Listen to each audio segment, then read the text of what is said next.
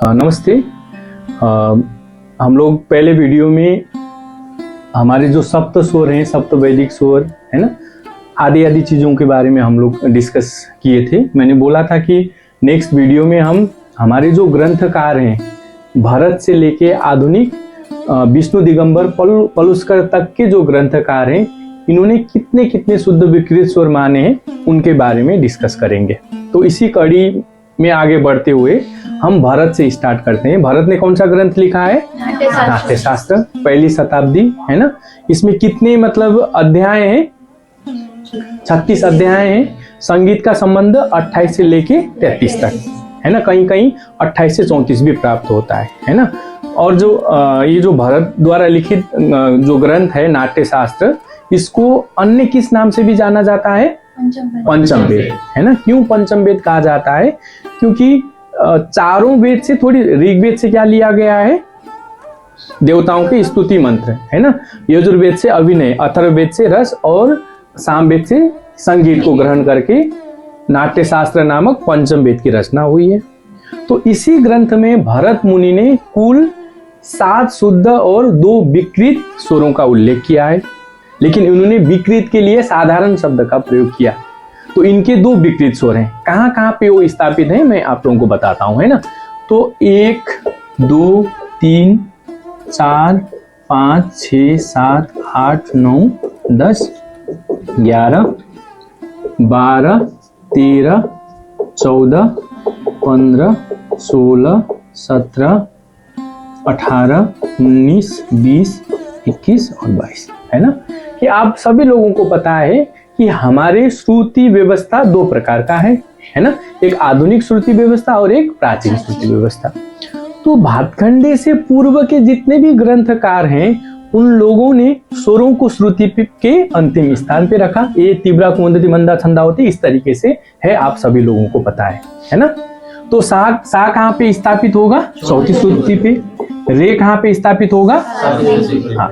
गंधार कहाँ पे स्थापित होगा? मध्यम कहाँ पे स्थापित होगा? पंचम कहाँ पे स्थापित होगा? और धैवत कहाँ पे स्थापित होता? और निषाद कहाँ पे स्थापित होगा? ठीक है। तो ये भरत के क्या है? शुद्ध स्वर हैं। उनके 2 विकृत स्वर थे। उन्होंने 2 विकृत स्वर दूसरे श्रुति पे इन्होंने क्या कहा? काकली निषाद, काकली निषाद है ना। और फिर इन्होंने क्या किया कि 11वीं श्रुति पे किसको रख दिया? अंतर्गंधार को, अंतर्गंधार या अंतर्गंधार को। तो इनके शुद्ध स्वर कितने हो गए? शुद्ध हो गए 7, विकृत कितने हो गए? 2। तो 7 + 2 करके कितने हो गए इनके? 9 शुद्ध विकृत स्वर। तो भरत ने अपने ग्रंथ नाट्य शास्त्र में 9 शुद्ध विकृत स्वरों का उल्लेख किया है। ठीक है। उसके बाद में आता है सारंगदेव के शुद्ध विकृत स्वर। सारंगदेव ने कौन सी ग्रंथ लिखी है? संगीत रत्नाकर ग्रंथ, जो सन 1210 से लेके 1217 के बीच में लिखा गया है ना। सारंगदेव के पिता का नाम क्या था? दादा का नाम क्या था? भास्कर है ना। और ये इनका मूल निवास कहाँ था? कश्मीर। और इनके आश्रय दादा का नाम क्या था? सिंहन है ना। इस ग्रंथ का दूसरा नाम क्या है? सप्ताध्यायी है ना। क्योंकि इसमें 7 अध्याय हैं। स्वर अध्याय, राग अध्याय, प्रकीर्ण अध्याय, प्रबंध अध्याय, ताल अध्याय, वाद्य अध्याय और नृत्य अध्याय है ना। इसमें से जो स्वर अध्याय है, स्वर अध्याय के भी कितने प्रकरण है? 8 प्रकरण है। पदार्थ संग्रह, पिंड उत्पत्ति, नाद स्थान श्रुति स्वर, ग्राम मूर्छना प्रकरण, साधारण प्रकरण, वर्ण अलंकार प्रकरण, जाति प्रकरण और गीति प्रकरण। इनमें से नाद स्थान श्रुति स्वर है, उस प्रकरण में इन्होंने 7 शुद्ध और 12 विकृत स्वरों का उल्लेख किया। और जो दूसरा प्रकरण है साधारण प्रकरण, इनमें सिर्फ इन्होंने 12 विकृत स्वरों का उल्लेख किया। इस आधार पर अगर हम देखेंगे कि स्वर अध्याय के अंतर्गत इन्होंने क्या किया है? 7 शुद्ध और 12 विकृत स्वर। तो इनके 7 शुद्ध और 12 विकृत स्वर किस तरीके से बनते हैं वो जानने की कोशिश करते हैं, है ना। हम मतलब इसको इस तरीके से, या एक तरीका ये है कि पहले श्रुति पे है ना क्या होता है? कैसिक निषाद, दूसरे श्रुति पे काकली निषाद है ना। यहाँ पे क्या होता है, च्युत षडज, अच्युत षडज, विकृत ऋषभ। एक ये तरीका है कि आप क्या करो, कंठस्थ कर लो, है ना। दूसरा तरीका ये है कि हम एक एक स्टेप बाय स्टेप इसको समझने की कोशिश करते हैं। यहाँ पे सबसे पहला हम एक काम करेंगे, सबसे पहले निषाद को एक श्रुति चढ़ाएंगे, है ना। क्या क्या शुद्ध विकृत स्वर निकलते हैं वो देखेंगे। निषाद को फिर 2 श्रुति चढ़ाएंगे, है ना। उनसे कितने शुद्ध विकृत स्वर निकलते हैं, क्योंकि निषाद का संबंध गंधार के साथ में है। फिर गंधार को 1 श्रुति चढ़ाएंगे और गंधार को 2 श्रुति चढ़ाएंगे। इतने करने पे पूरा हमारे शुद्ध विकृत स्वर निकल जाते हैं। ठीक है। यहाँ पे मैंने अगर आपको बोला कि चढ़ाना है, तो चढ़ाना है मतलब क्या हो जाएगा, अगर हम 4 श्रुति से 5 श्रुति पे लाएंगे तो उसको हम क्या बोलेंगे, चढ़ाना बोलेंगे। और उतरना मतलब अगर 7 से, है ना, 7 श्रुति से 6 श्रुति पे आ रहा है मतलब क्या है, उतरना, है ना। तो ऐसे अगर तानपुरा को अगर हम ट्यून करते वक्त खुटी को क्या करते हैं, अगर ऊपर के तरफ ले जाना, है ना, अगर इसको ऊपर के तरफ ले जाना मतलब चढ़ता है ना। तो 5 6 7 8 9 10 इधर अगर हम, है ना, आते हैं श्रुतियों के इधर आते हैं तो क्या हो जाएगा, चढ़ना मतलब ऐसे करके उतारते हैं ना खुटी को। उतरना मतलब नीचे की ओर आना, मतलब 5 4 3 2 के तरफ आना क्या है, इतना आपको समझना है। तो मैंने क्या बोला था कि निषाद को हम सबसे पहले क्या करेंगे, 1 श्रुति चढ़ाएंगे। तो ये जो चढ़ी हुई निषाद है ना, उसको सारंगदेव ने क्या कहा, कैसिक निषाद कहा। क्या कहा, कैसिक निषाद कहा। तो जब अब यहाँ पे क्या हो रहा है कि निषाद चढ़ रहा है तो षडज 1 श्रुति उतरेगा। तो अब षडज कौन सी श्रुति पे स्थापित था, 4थी श्रुति पे। 1 श्रुति उतरना मतलब 3री श्रुति पे आ गया। इस उतरी हुई श्रुति का नाम हम क्या रखेंगे, च्युत षडज,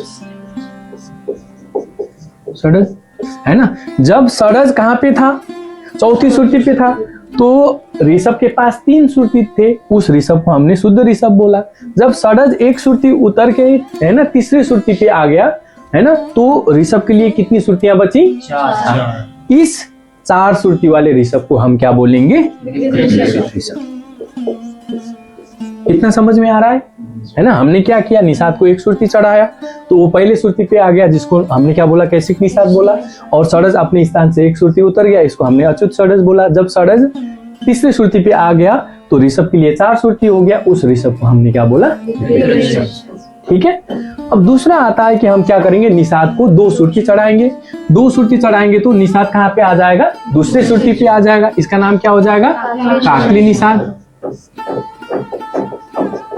काकली निषाद हो जाएगा, है ना।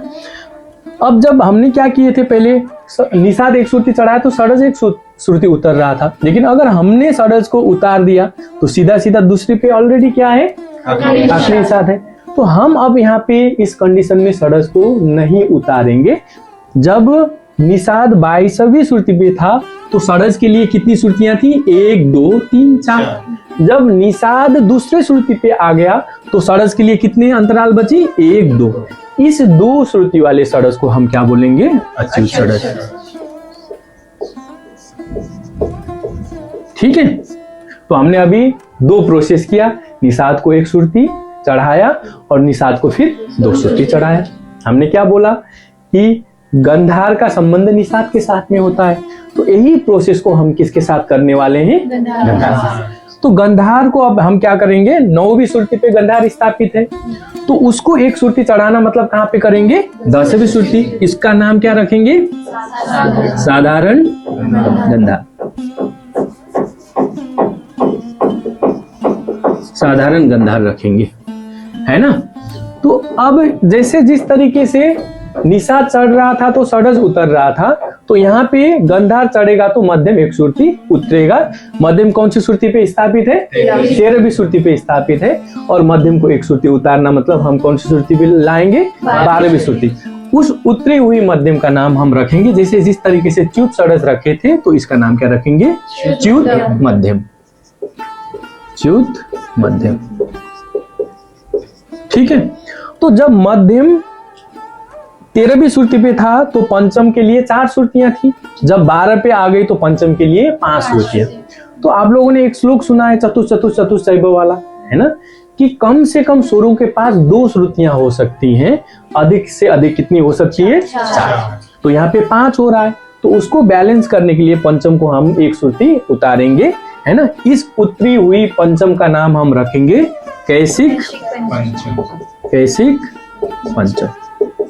ठीक है, तो जब पंचम 17वीं श्रुति पे था तो दैवत के लिए कितनी श्रुतियां थी? 3 थी। जब पंचम एक श्रुति उतर के 16वीं श्रुति पे आ गया तो दैवत के पास कितनी श्रुतियां हो रही हैं? 4। इस 4 श्रुति वाले दैवत को हम क्या बोलेंगे?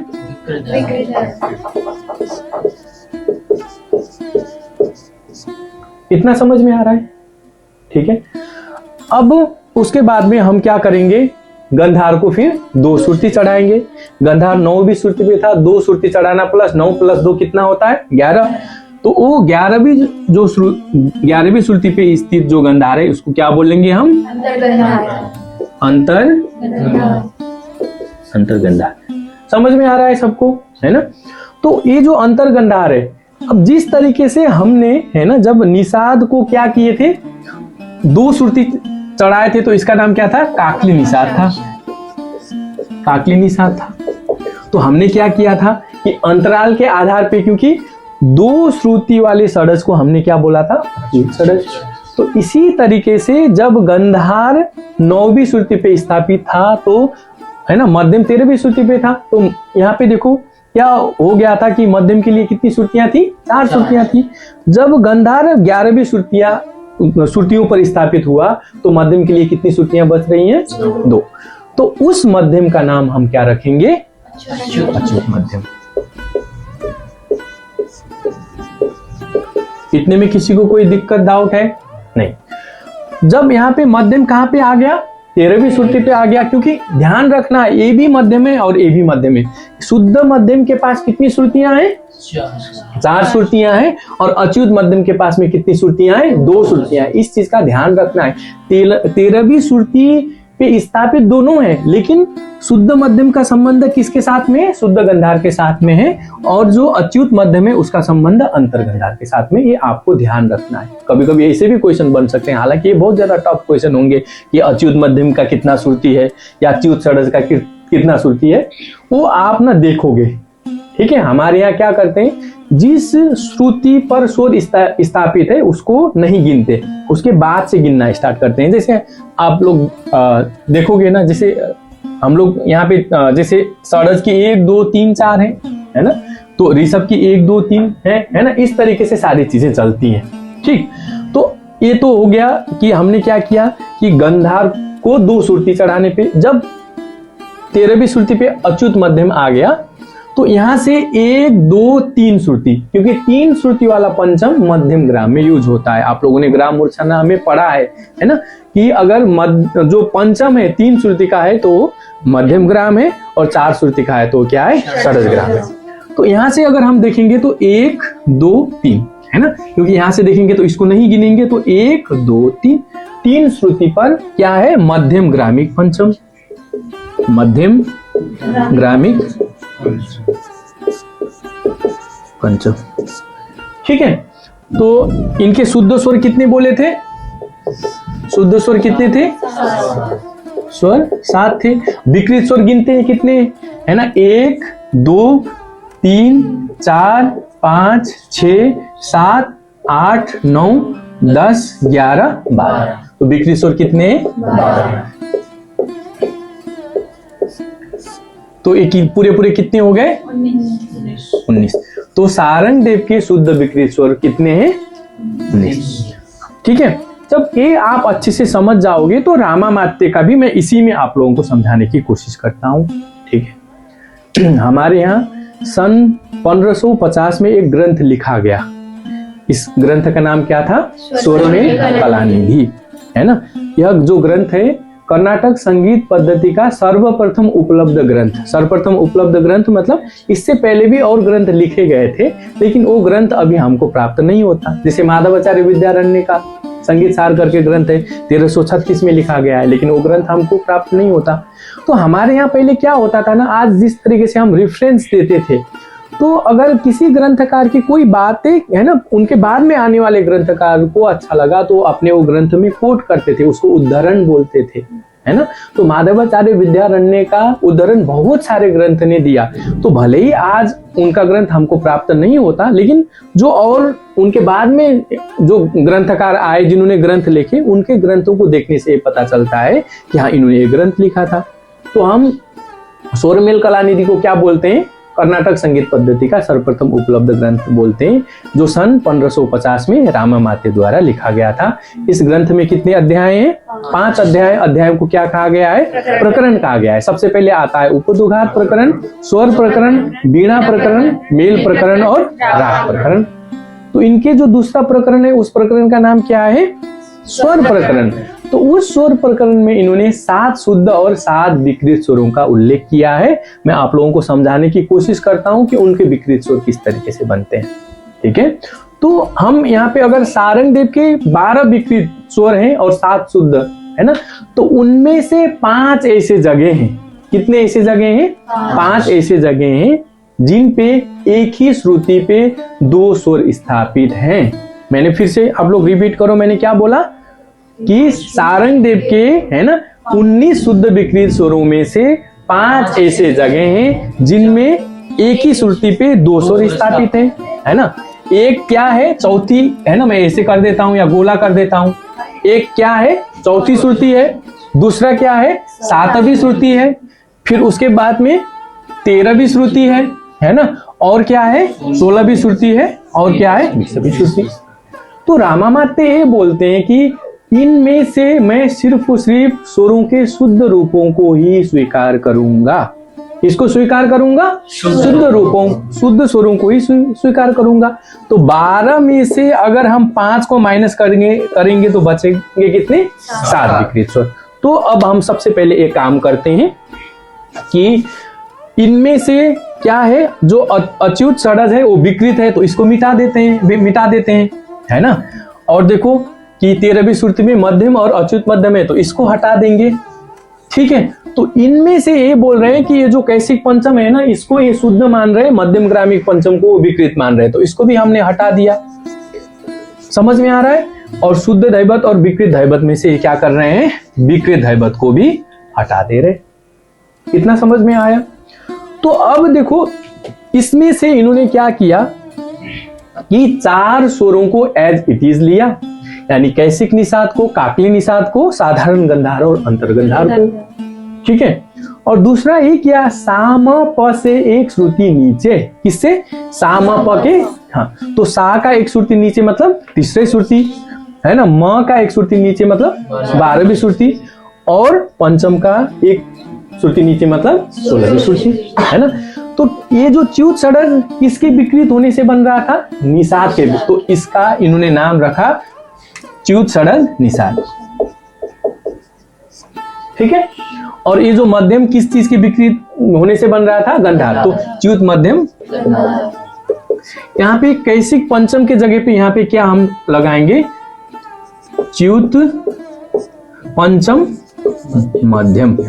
इस तरीके से रामामात्य के 7 शुद्ध और 7 विकृत स्वर हैं।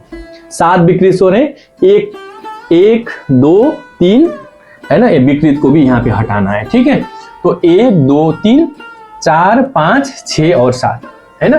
पहली श्रुति पे कैसिक निषाद, दूसरी श्रुति पे काकली निषाद, तीसरी श्रुति पे च्युत षडज निषाद, 10वीं श्रुति पे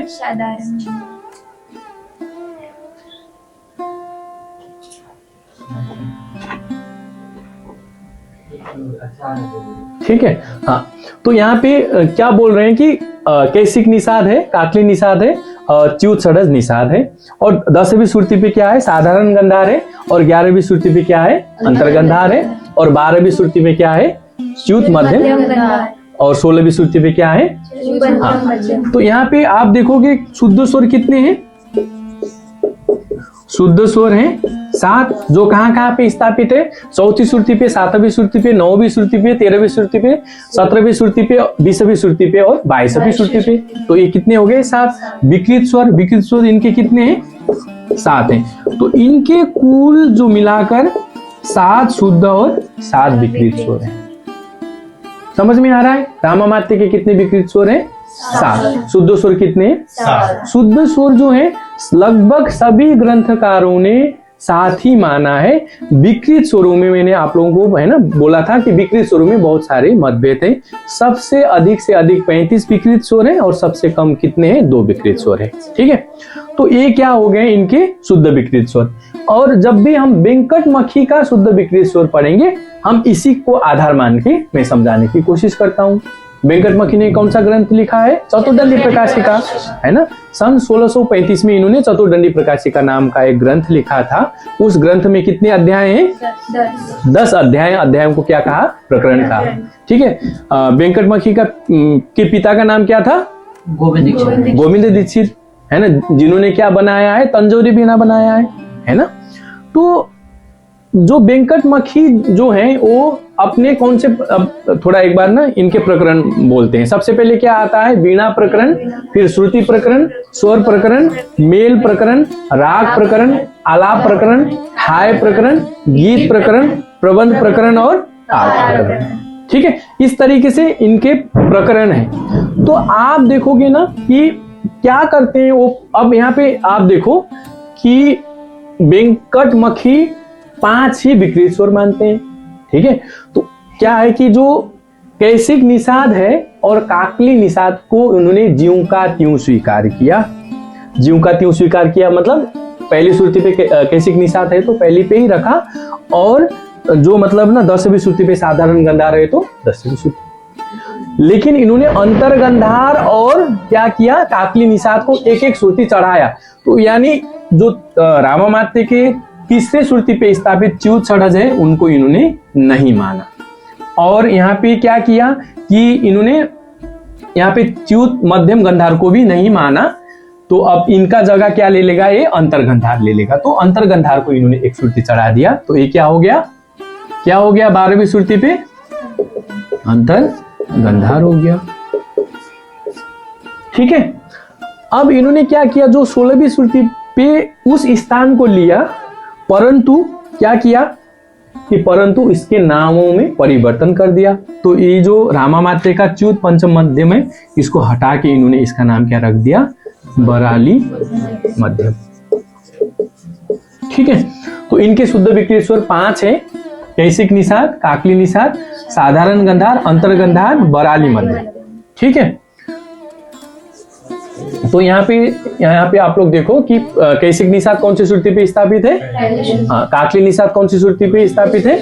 हाँ, और उसके बाद में अंतर्गंधार और बराली मध्यम। ठीक है, एक बार फिर से, कैसिक निषाद कहाँ पे स्थापित है? काकली निषाद कहाँ पे स्थापित है? साधारण गंधार कहाँ पे स्थापित है? और अंतर्गंधार कहाँ पे स्थापित है? और बराली मध्यम। हाँ, इसका नाम बराली मध्यम इसलिए पड़ा क्योंकि इसका नाम क्या था, या उस समय पे एक बराटी करके क्या था? राग था, उसमें इस मध्यम का यूज होता था। तो इनके शुद्ध स्वर कितने हैं? स्वर कितने हैं? 7 हैं। विकृत स्वर कितने हैं? 5। तो कुल मिला के इनके कितने हैं? 12 शुद्ध विकृत स्वर हैं। इनके शुद्ध विकृत स्वरों के मत इनके बाद में आने वाले और ग्रंथकार ने स्वीकार किया, है ना। भातखंडे भी इन्हीं के आधार पे 5 विकृत स्वर स्वीकार करते हैं, परंतु उनके नामों में क्या है? अंतर है। तो आज इतना ही। सारंगदेव और उसके बाद में क्या? सारंगदेव, रामामात्य, वेंकटमखी, इनके ही शुद्ध विकृत स्वर यहीं पे आज खत्म करते हैं। बाकी जो बचे हुए ग्रंथकार है ना, उनका हम लोग नेक्स्ट वीडियो में बातचीत करेंगे। धन्यवाद।